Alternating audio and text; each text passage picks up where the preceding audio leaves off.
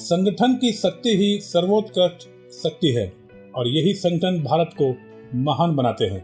हम बात कर रहे हैं ऐसे ही संगठनों अखिल भारतीय अनुसूचित जाति जनजाति कर्मचारी कल्याण एसोसिएशन यानी अबाचका, BBS3 व एडासा के बारे में, जो बाबा साहब के सपने यानी भारत को बौद्धमय बनाने व बाबा साहब के एक और अहम सपने यानी बहुजनों का अपना वैचारिक सेंटर, जिसको बाबा साहब ने 1938 से लेकर 1956 तक यानी 18 वर्षों तक अपने भाषणों में लगातार जिक्र किया, को पूर्ण करने हेतु उत्तर प्रदेश की राजधानी लखनऊ में दिनांक 14 जनवरी 2024 को एक दिवसीय राष्ट्रीय सेमिनार यानी डॉक्टर अंबेडकर राष्ट्रीय सेमिनार का आयोजन जवाहरलाल नेहरू युवा केंद्र चौक लखनऊ में किया गया, जिसमें भारी संख्या में बहुजन बोधि समाज ने हिस्सा लिया।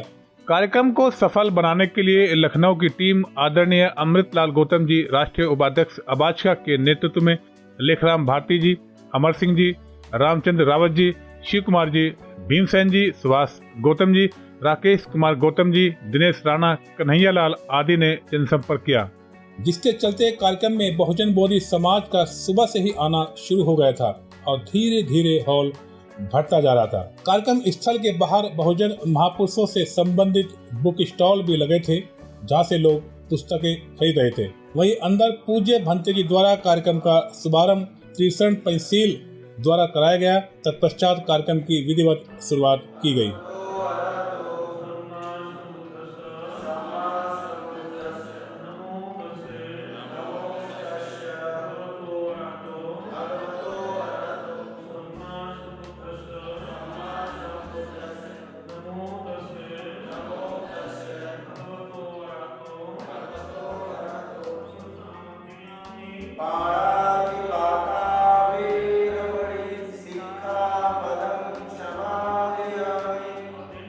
कार्यक्रम की शुरुआत में सबसे पहले आए हुए अतिथियों को मंचासीन कर गुलदस्ते भेंट कर स्वागत किया गया।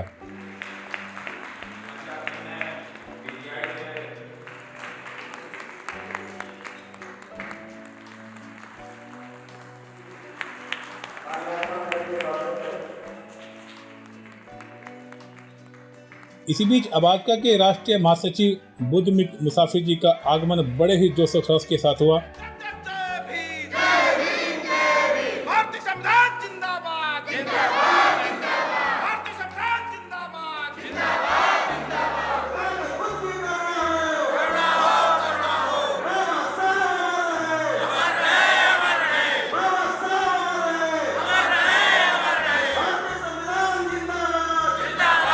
तत्पश्चात सबसे पहले मुसाफिर जी ने तथागत बुद्ध, बाबा साहेब डॉक्टर भीमराव अंबेडकर व मान्यवर काशीराम जी के चरणों में अपने श्रद्धा सुमन अर्पित किए और साथ ही साथ अन्य लोगों ने भी अपने अपने श्रद्धा सुमन अर्पित किए।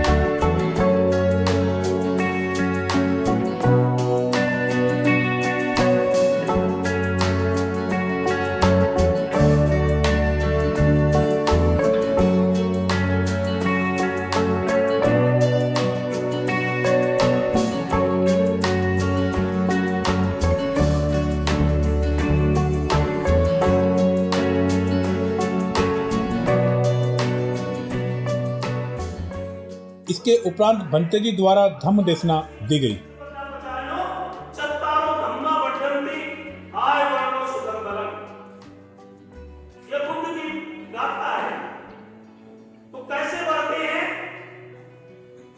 आप लोग भी करते आए हैं पहले, और अब भी जो अंधकार में है, जिनका अज्ञान नहीं मिटा है, वो भी अब भी करते हैं। 3 तरह से नमन करते हैं। पहला नमन, जो ये घर से आप निकले, रास्ते रास्ते जा रहे हैं, जो ही झंडा देखते, चबूतरा देखते, स्थान देखते हैं, मंदिर देखते हैं, वहीं पर खड़े होते हैं, और नहीं खड़े हो पाते हैं तो गाड़ी में बैठ करके ही हाथ जोड़ने का काम करते हैं। क्यों? इस समय आपके मन और चित्त में होता है, यहाँ हाथ नहीं जोड़ेंगे तो बड़ा गड़बड़ हो जाएगा। मंच संचालन अबाचा के राष्ट्रीय उपाध्यक्ष अमृतलाल गौतम जी खुद संभाल रहे थे। धम्म देशना के बाद अबाचा के राष्ट्रीय महासचिव बुद्धमित्र मुसाफिर जी का स्वागत किया गया। विशिष्ट अतिथि गणों का भी सम्मान किया गया।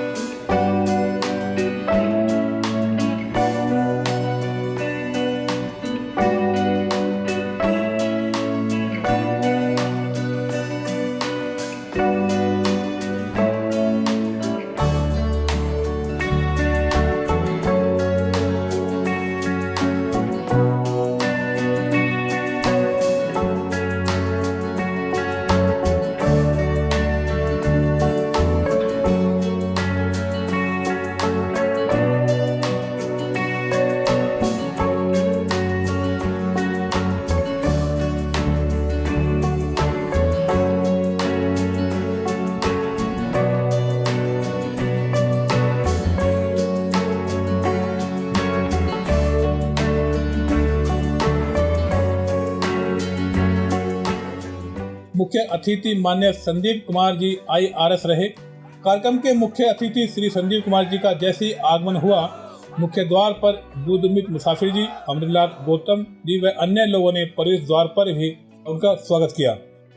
तत्पश्चात उनको हॉल के अंदर लेके आए।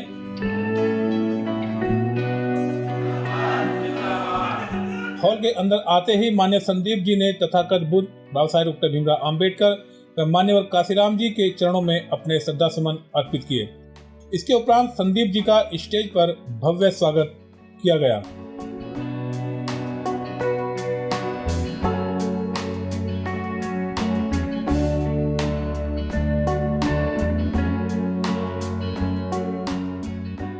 इसी बीच स्टेज पर वक्ता अपनी अपनी बातें लगातार रख रहे थे। इसके उपरांत देश के अलग अलग जिलों से आई टीमों का भी लखनऊ की टीम द्वारा स्वागत किया गया।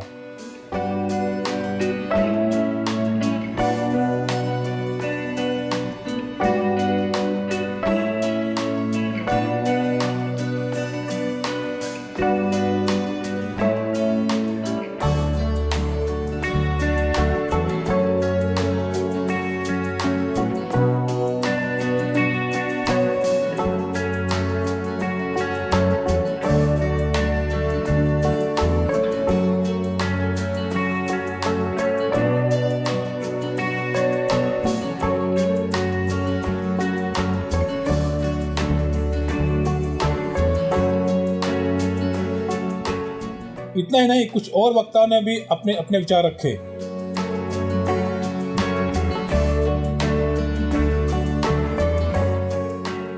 तत्पश्चात मुख्य अतिथि श्री संदीप कुमार जी ने अपने ओजस्वी स्पीच से मनवाद पर चोट करते हुए लोगों के हृदय तक पहुंचने की कोशिश की और वह कामयाब भी हुए। संदीप कुमार जी की स्पीच को बहुजन बौद्ध समाज ने बड़े ही ध्यान से सुना। जब बाबा साहब आए, संविधान बना, तो इन असाधारण परिस्थितियों में असाधारण प्रयोजन किए गए। ढेर सारे जो है प्रावधान लाए गए संविधान में भेदभाव को खत्म करने के लिए, और साथ ही आरक्षण का प्रावधान भी किया गया। लेकिन साथियों, क्या संविधान के आने के बाद या तमाम नियम कानून बनने के बाद क्या समाज बदला है? समाज में जो कानून सम्मत जो परिवर्तन आने चाहिए, क्या वो आए हैं? जो आरक्षण का अधिकार संविधान ने दिया, क्या वो मिले हैं? मुझे तो लगता है कि संविधान ने के अनुसार केवल सत्ता बदली है। सत्ता में उन प्रावधानों का पालन होता है, लेकिन समाज अभी जस का तस है। समाज अभी भी उसी वर्ण व्यवस्था में बटा, उसी तरह का आपस में जो है भेदभाव है, उसी तरह का डिस्क्रिमिनेशन है। और आप रोज़ अखबारों में और न्यूज़ में तमाम ये सब बातें सुनते हैं, और उसको आप एक्सपीरियंस भी करते होंगे कि जाति व्यवस्था या वर्ण व्यवस्था किसी तरह से किसी मायने में कम नहीं हुई, उसकी इंटेंसिटी कम नहीं हुई है। और अभी भी समाज उसी पुरानी व्यवस्था में चल रहा है। ठीक है, थोड़ा बहुत संविधान सम्मत आरक्षण के नाम पर कुछ हमको जो दिया गया वो केवल पीनट्स है, बहुत छोटी चीज़ है।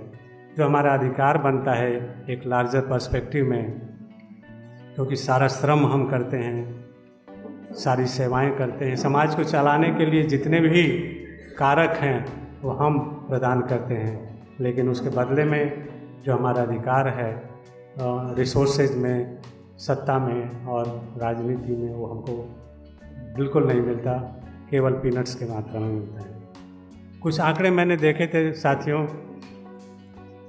कि संविधान के बाद और अब तक जो हमें अधिकार दिए गए, जो रिजर्वेशन दिया गया, उसमें क्या हुआ है, मतलब क्या जो प्रावधान किए गए पूरी तरह से पालन हुए कि नहीं हुए।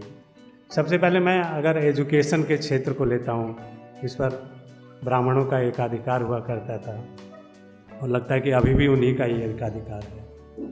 मैं एक दो एग्जाम्पल्स केवल देना चाहूँगा, आप समझ जाएंगे कि पूरी समाज की परिस्थिति क्या है। देश में 45 सेंट्रल यूनिवर्सिटीज़ हैं, केंद्रीय विश्वविद्यालय, 45 वाइस चांसलर्स हैं, और उसमें एससी और एसटी के कितने हैं आप अंदाज लगाइए। एक है एससी का और एक एसटी का आउट ऑफ 45, केवल एक। जो प्रोफेसर्स हैं इन सब यूनिवर्सिटीज़ में टोटल 1341 हैं, और उनमें से 1163 जो हैं जनरल के हैं। एससी के प्रोफेसर्स केवल 96 हैं, 1341 के अगेंस्ट केवल 96, और एसटी के 22 हैं केवल। ओबीसी की हालत भी कोई बहुत अच्छी नहीं है, 60 जो हैं 60 प्रोफेसर्स जो हैं ओबीसी के हैं। और अगर टीचिंग पोस्ट की बात करें, जो एससी एसटी ओबीसी के लिए बनाई गई हैं, टोटल 7043 पोस्ट हैं, और उसमें से 3007 को खाली छोड़ दिया गया है, उनको भरा नहीं जाता है, 42%। सोचिए कि शिक्षा क्षेत्र में जबकि मैं ये केवल केंद्रीय विश्वविद्यालयों की बात कर रहा हूँ, स्टेट की जो यूनिवर्सिटीज़ हैं, राज्य के जो दूसरे विश्वविद्यालय हैं, उनकी हालत तो और भी ख़राब हैं। अब अंदाज़ लगा लीजिए कि क्या होगा। हम अगर आईआईएम और आईआईटीज़ की बात करें, जो हमारे टॉप के देश के इंस्टीट्यूट्स हैं, बड़ा नाम है उनका, बोला जाता है कि सारी दुनिया के यूनिवर्सिटीज़ को टक्कर देते हैं, वहाँ पर क्या हालत है। 20 आईआईएम हैं, टॉप के जो 20 आईआईएम हैं, उसमें 12 में जो है SC ST का एक भी फैकल्टी मेंबर नहीं है, एक भी नहीं, 0। बाकी जितने बचे हैं उनमें केवल 11 हैं। इसी बीच कुछ और लोगों ने भी अपने अपने विचार रखे।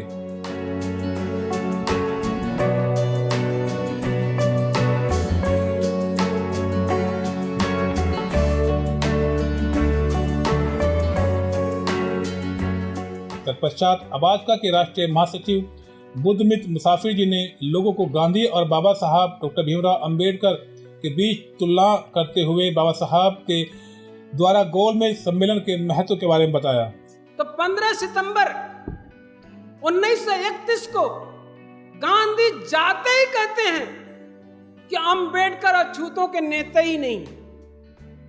यूं समझो कि न रहे बांस न बाजेगी बांसुरी, न अंबेडकर नेता रहेंगे न अछूतों अस्पृश्यों दलितों की बात होगी। कहा हम ही उनके नेता हैं अछूतों अस्पृश्यों दलितों के। अंबेडकर को तो आप लोगों ने चुनकर, इंडिया से चुनकर तो आए नहीं, ये तो आपने नामित किया है। इसका जवाब बाबा साहब अंबेडकर क्या देते हैं? उसी समय पिथौरागढ़ से बाबा साहब अंबेडकर को तार जाता है। तब बाबा साहब अंबेडकर उस तार को खोल के दिखाते हैं और दलित महासंघ ने चिट्ठी लिखा था। उसने कहा कि सुनने में आ रहा है कि गांधी जी हमारे बाबा साहब अंबेडकर का विरोध इंडिया भी वही करते थे, ये जो है कि लंदन में भी कर रहे हैं। तो ब्रिटिश प्रधानमंत्री को संज्ञान में ये लाना है कि हमारा नेता गांधी नहीं है, हमारे नेता परम पूज्य बोधिसत्व बाबा साहब भीमराव अंबेडकर हैं। इस तार को बाबा साहब अंबेडकर ने दिखाया। जानना पड़ेगा, बहुत ऐसे नहीं आज हम लोगों को कुर्सी पर बैठने का अधिकार मिला है, यूं ही हम लोगों को नौकरी का अधिकार नहीं मिला है। इसके लिए बाबा साहब अंबेडकर की लाशें बिछी, उनके परिवार का लाशें बिछ गया है, तब जाकर के हम लोग उनकी लाश में खड़े। यदि हम लोग अपना जीवन को मनोरंजन में गवा दिए, अपने केवल खुशी में गवा दिए, आने वाली पीढ़ी माफ नहीं करेगी। इसलिए हम लोगों को अपने लिए तो जो कर सके करेंगे ही। और मैं बराबर कहता हूं, अपनी तो जैसे तैसे कट जाएगी, उनका क्या होगा जनाबे आली? उनके बारे में सोचो, जो पैदा नहीं हुए उनके बारे में सोचो। और जो तुम्हारी औलादें हैं, बेमुला की हत्या हुई, कहा जाता संस्थानिक मर्डर रहा, IIT का छात्र मर गया, अगर वो सब बातें बोलेंगे तो टाइम ज्यादा लगेगा। अब मैं ये कहना चाहता हूं कि जब इन्होंने बाबा साहब अंबेडकर को लीडर माना, तब बाबा साहब अंबेडकर ने एक बात कहा, बड़े दमदारी से बोला, मैं मानता हूं कि आदरणीय गांधी जी हमको नामित किया गया है ब्रिटिश प्रधानमंत्री के तरफ से, लेकिन यदि इंडिया में अछूतों अस्पृश्यों दलितों को चुनने का मौका मिलता तो मैं पूरे विश्वास के साथ कहता हूं कि हम ही को अपना नेता मानते और इस गोलमेज सम्मेलन में भेजते। इस बात को बाबा साहब अंबेडकर ने कहा। और दुनिया में आप झूठ बोल सकते हो किसी भाषा में, अंग्रेजी में, हिंदी में, गुजराती में, बांग्ला में, लेकिन एक भाषा होती है बॉडी लैंग्वेज, एक शारीरिक भाषा होती है। ब्रिटिश प्रधानमंत्री ने पहचान लिया कि गांधी झूठा है और बाबा साहब भीमराव अंबेडकर सच्चे नेता भारत के। ये आपको स्थापित करना पड़ेगा, यूं ही नहीं मिला, बहुत संघर्ष हुआ। तब बाबा साहब अंबेडकर, दूसरी बात, जहां फेल हो गए जब लीडरशिप में, तो गांधी ने दूसरा सवाल उठाया। कभी जो अंबेडकर ने 1930 में कहे थे कि भारत के अछूत अस्पृश्य दलित ये सब हिंदुओं से अलग है, सरासर झूठ। वो तो हिंदू समुदाय के सदस्य हैं, अंबेडकर झूठ बोलते हैं। तब इसका कट क्या बाबा साहब अंबेडकर ने बताया, इसको जानिए। बाबा साहब अंबेडकर के हमारे लोगों को हिंदू क्यों कहा जाता है? इसी आधार पर ना कि दुर्गा, काली, हनुमान की पूजा हिंदू लोग भी करते हैं, हम लोग भी करते हैं। उनके होली, दीपावली, दशहरा त्योहार वो लोग भी मनाता, हमारा लोग भी मनाता। इसी आधार पर हम लोगों को हिंदू कहा जाता है। तब इसका बाबा साहब अम्बेडकर ने क्या बोला, कहा कि इसका मतलब ये हुआ कि हमारे लोग समान धर्मी हैं। एक नया शब्द ही आ गया कि हमारे लोग समान धर्मी हैं। और बाबा साहब अम्बेडकर ने कहा कि समान धर्मी किसे कहते हैं? समान धर्मी उसे कहते हैं जब कोई विशेष वर्ग अपना धार्मिक पूजा पाठ करता है, उसमें दूसरा वर्ग जो प्रतिभाग करता है, तो प्रतिभाग करने वाले को समान धर्मी कहा जाता है। तो बाबा साहब अम्बेडकर ने कहा कि हम समान धर्मी हैं, हम इनके पूजा पद्धति में शिरकत करते हैं, सम्मिलित होते हैं। इसका मतलब ये नहीं हुआ कि हम हिंदू हैं। बाबा साहब अम्बेडकर ने इसको थोड़ा और स्पष्ट किया, कहा ब्रिटिश प्रधानमंत्री हमारा घर नीचे है, इनका घर ऊपर है, इनके नाले का पानी गिर करके हमारे दरवाजे पर गिरा हुआ है, बहते बहते इधर चला आया है, तो देखने में तो आपको लगेगा कि मेरा ही पानी है, जबकि हमारा पानी नहीं है, पानी तो इनका है। इसलिए हम लोग हिंदुओं से अलग हैं, क्योंकि हम लोग सम्मिलित हो जाते हैं। अब बाबा साहब अम्बेडकर ने इतना तार्किक जवाब दिया, गांधी जी नाराज होकर के राउंड टेबल कॉन्फ्रेंस छोड़ करके वापस होने लगे। बाबा साहब की बात बन गई कि हम लोग हिंदुओं से अलग हैं। यही बात को आपको याद रखना है कि राउंड टेबल कॉन्फ्रेंस में यही चर्चा हो रही थी कि भारत के अछूत अस्पृश्य दलित हिंदू हैं या नहीं। बस इतने समझिएगा। इतना ही नहीं, लखनऊ की टीम द्वारा मेहमानों को ऐतिहासिक स्मृति चिन्ह के रूप में आदरणीय बहनजी माइती द्वारा निर्मित कराए गए लखनऊ स्थित डॉक्टर भीमराव अंबेडकर सामाजिक परिवर्तन स्थल का सुंदर फ्रेम चित्र देकर सम्मानित किया गया। राष्ट्रीय उपाध्यक्ष अमृतलाल गौतम ने अपने संबोधन में बताया कि डॉक्टर अंबेडकर का आंदोलन वास्तव में ज्योतिबा फूले, सावित्रीबाई फूले, छत्रपति साहूजी महाराज, पेरियार, संत कबीर और संत गाडगे आदि पिछड़े समाज के महापुरुषों का ही आंदोलन है, जिसे डॉक्टर अंबेडकर ने संकल्पित कर पूरा करने अपना वर्चस्व बलिदान दिया। इस प्रकार समस्त पिछड़ा बहुजन समाज उनका आजीवन ऋणी रहेगा। यह संदेश समाज में जाना चाहिए। इसके उपरांत कुछ और लोगों का भी स्वागत किया गया।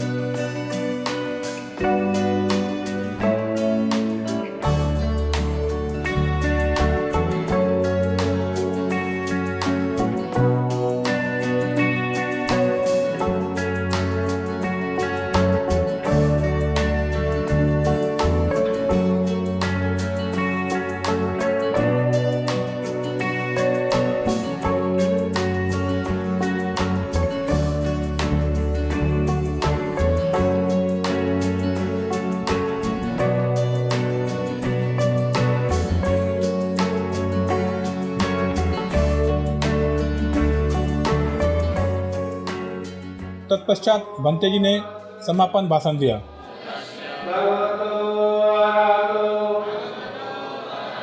रात हो चली थी। इसके बाद खुला मन से बात करते हुए लखनऊ की टीम ने अपने अपने विचार साझा किए।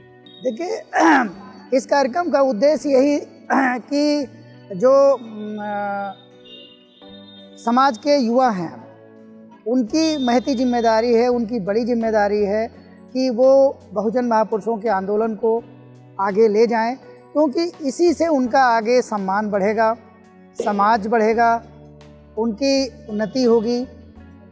और यदि ऐसा लोग नहीं करेंगे तो निश्चित तौर पे जो बाबा साहब अम्बेडकर का मूवमेंट था, जो जिस सम्मान के लिए, जिस समाज के सम्मान के लिए उन्होंने अपना सारे बच्चों का बलिदान किया, अपने परिवार को कुर्बान किया, अपना पूरा जीवन इस तरह से सुख सुविधाओं से वंचित करके जिया, तो अभी क्या है कि वो सब धीरे धीरे ख़त्म हो जाएगा। इसलिए युवाओं को, बेसिकली युवाओं को ये जिम्मेदारी उठानी पड़ेगी और मूवमेंट के कार्य को आगे बढ़ाना पड़ेगा और जन जन तक पहुंचाना पड़ेगा, शहर गांव जहां तक भी उन्हें पहुंचाना ही पड़ेगा और कोई विकल्प नहीं है। जो आज का कार्यक्रम था हमारा, जैसा कि आपने देखा कि जिसमें महिलाओं और बच्चों की भागीदारी भी पर्याप्त थी। जो बुद्धसत्व बाबा साहब डॉक्टर भीमराव अंबेडकर ने जो हम लोगों को जो संदेश दिया, उस संदेश को जन जन तक पहुंचाने के लिए हमारा आवाज़ का या इडासा और BBS 3 का जो संदेश है, BBS 3 है, वो गांव-गांव में जा कर के इस संदेश को फैलाएंगे। और पुनः जो बाबा साहब का जो सपना था कि हमारा भारत जो है वो पूरा बौद्धमय हो, उस पर हम लोग रणनीति के तहत काम करेंगे, ताकि हमारा समाज जो है, जो हमारी विरासत है, जो बाबा साहब का दिया हुआ हम लोगों के पास संविधान है और अन्य भी बहुत सी चीज़ें हैं, उन्हें बचा सकें। हमारा पूरा प्रयास रहेगा कि हमारे जो युवा हैं और हमारी जो महिलाएं हैं, वो रूढ़ियों में ना जा कर के हमारे बोधिसत्व के सपने के अनुसार भारत का निर्माण करेंगे। ऐसी मेरी अभिलाषा है। इस कार्यक्रम में हमने यही संदेश देने का प्रयास किया कि जो हमारा समाज दूसरी व्यवस्था में फंसता जा रहा है, वो उसमें ना जा कर के बाबा साहब के विचारों को आत्मसात करे और उनके बताए हुए रास्ते पे चले। साथियों, आज जो है कार्यक्रम अबाचका के बैनर के तले रखा गया, ये हम लोग अपने कार्यक्रम में सफल रहे। पूरे प्रदेश से बहुजन समाज के लोग, अबाचका के पदाधिकारी उपस्थित हुए और मिशन, संवैधानिक संरक्षण, आरक्षण, इन सब पे चर्चा हुई और लगातार लोग बैठे रहे। जो संदेश दिया गया उसको सुने। आज का कार्यक्रम बहुत सफल रहा।